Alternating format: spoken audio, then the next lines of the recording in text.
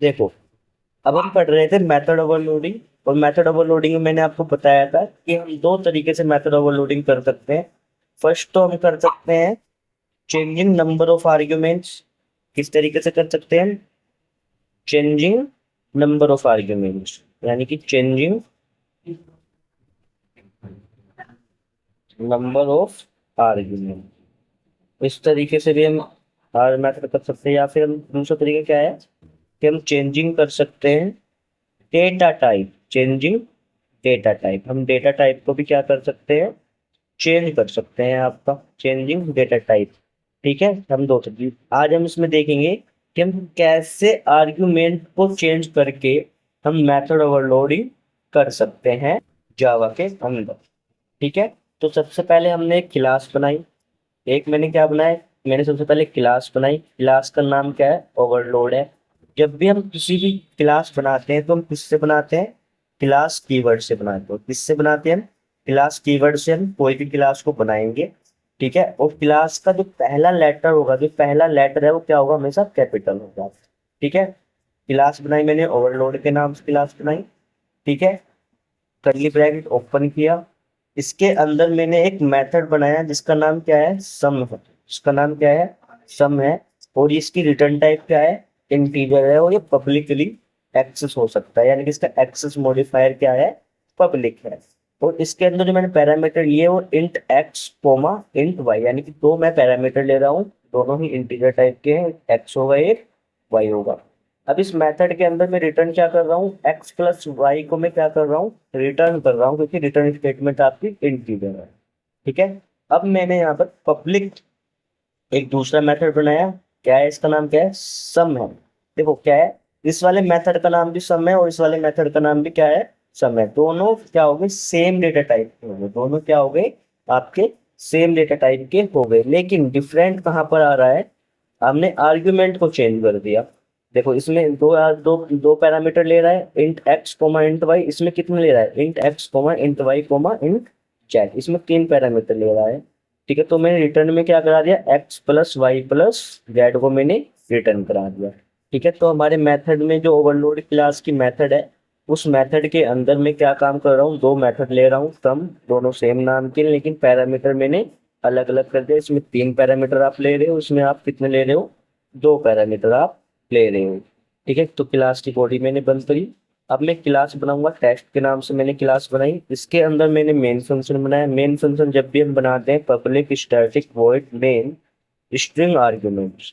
ठीक है, ये आप बोलोगे सर ये इतनी बड़ी जो लाइन है ये क्या है? देखो, इसका क्या होता है, जो भी आपका मेन फंक्शन होता है वो हमेशा स्टैटिक होता है, क्योंकि स्टैटिक कीवर्ड से तो कोई भी हम मेथड बनाते हैं तो मेथड बिना ऑब्जेक्ट के हम कॉल करा सकते हैं।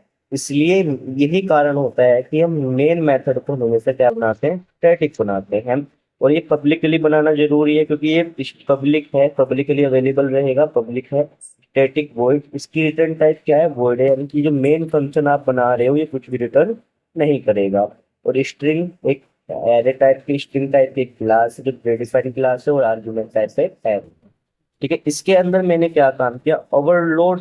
ओवरलोड का मैंने क्या बनाया? जो आपने क्लास बनाई थी ऊपर ओवरलोड, देखो मैंने यहाँ पे क्लास क्या बनाई थी? ओवरलोड बनाई थी। क्लास क्लास मैंने ओवरलोड बनाई थी। इस क्लास का मैं क्या बना रहा हूँ? ऑब्जेक्ट बना रहा हूँ O, with the help of new keyword. और ये मैं डिफॉल्ट कंस्ट्रक्टर कॉल कराऊंगा। ठीक है, इतना हो गया। ठीक है, अब इसमें system dot out dot println, देखो इसमें मैंने इस ऑब्जेक्ट का यूज करके मैंने डॉट ऑपरेटर से मैंने इसको कॉल कराया सम को। अब मैंने खाली सम लिखा, लेकिन जो पैरामीटर हैं, जो हमने ऊपर पैरामीटर दिए थे उसके हिसाब से ना हमें वैल्यू देंगे। देखो जैसे मैं 10 डाल दिया और कोमा 20 डाल दिया। अब ये देखो कितने इसमें एक्चुअल पैरामीटर हैं, कितने फोर एक्चुअल पैरामीटर हैं? दो, एक 10 है एक 20 है। तो अब आपका यहाँ पे जो आपका कंपाइलर है, पहले इस वाले सम को चलाएगा या इस वाले सम को चलाएगा? तो आपका जो सम है, ये वाला सम कौन सा है? ये मैच करेगा पैरामीटर्स। किसको मैच करेगा? पैरामीटर। तो ये जंप हो जाएगा आपका, यहाँ पर जंप हो जाएगा और ये कॉपी कर देगा। 10 की वैल्यू एक्स में कॉपी कर देगा, और 20 जो वैल्यू है ये किसमें कॉपी कर देगा? आपका वाई में कॉपी कर देगा। तो देखो दो ही पैरामीटर है, तो यहाँ पे ये वाला मेथड कॉल हो जाएगा आपका सम। और क्या कॉल करा देगा, x प्लस वाई, यानी कि 10 प्लस 20, रिटर्न क्या हो जाएगा 30। अब ये वापस रिटर्न किसको होगा, वापस रिटर्न हो यहीं पे होगा, मेन फंक्शन को रिटर्न होगा, और मेन फंक्शन को वहां पे रिटर्न होगा जहां पर हम इसका यूज कर रहे हैं। अब यूज कहाँ पे हो रहा है, इसको हम क्या करा रहे हैं, प्रिंट करा रहे हैं। प्रिंट क्या करा रहे हैं, 10 और 20, यानी कि आपका प्रिंट क्या हो जाएगा, 30 प्रिंट हो जाएगा। ठीक है, अब इसके बाद ये लाइन एग्जीक्यूट हो गई। अब उसके बाद ये दूसरी लाइन चलेगी, system dot and println, वो मेथड का यूज किया, ओ डॉट सम, सम कॉल हुआ, सम मेथड चला। अब इसमें देखो यहाँ पे कितना लिया, 10 20 30। अब ये इस पे जाएगा। अब देखो पहले तो जाता है ऊपर ही, लेकिन देखो यहाँ पे दो पैरामीटर हैं, लेकिन यहाँ पे हम एक्चुअल वैल्यू कितनी दे रहे हैं, 3 दे रहे हैं, तो ये नहीं चलेगा, ये इसको डिनाई कर देगा, नहीं चलेगा, इसको देने कर देगा। उसके बाद आप यहाँ पे 3 पैरामीटर से मैच होगा, तो यहाँ पे देखो फॉर्मल पैरामीटर 3 मैच होगा, तो ये जंप होके वापस किस पे जाएगा, वापस होके इस पे जाएगा, और यहाँ पर ये 10 वैल्यू इसमें डालेगा, 20 वैल्यू इसमें कॉपी करेगा, और 30 वैल्यू इसमें कॉपी करेगा। ठीक है, तो यहाँ पे रिटर्न क्या हो रहा है, रिटर्न आपका क्या हो रहा है, x plus y plus z, यानी कि 10 प्लस 20 प्लस 30, यानी कि अब क्या हो रहा है, कितनी वैल्यू आ जाएगी, आप यहाँ पे वैल्यू आ जाएगी आपकी 60। कितनी आ जाएगी, 60 आ जाएगी, यानी कि 10 30 और 10 40 60, यानी कि 60 वैल्यू आपकी यहाँ पर ये क्या सिस्टम डॉट आउट प्रिंट कर देगा 60। तो जो इसका सिंपल जो आउटपुट रहने वाला है वो यहाँ पे पहले 30 आएगा, और फिर यहाँ पे क्या आएगा, 60 आएगा। तो ये आपका एक सिंपल सा एग्जाम्पल था मेथड ओवरलोडिंग का। हम इसमें आज पता करा कि मेथड ओवरलोडिंग होता क्या है।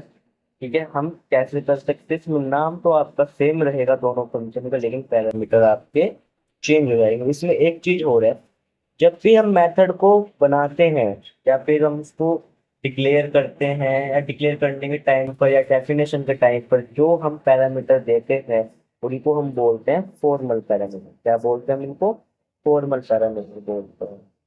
ठीक है ना, क्या बोलते हैं हम इनको, फॉर्मल पैरामीटर। ठीक है ना, फॉर्मल पैरामीटर।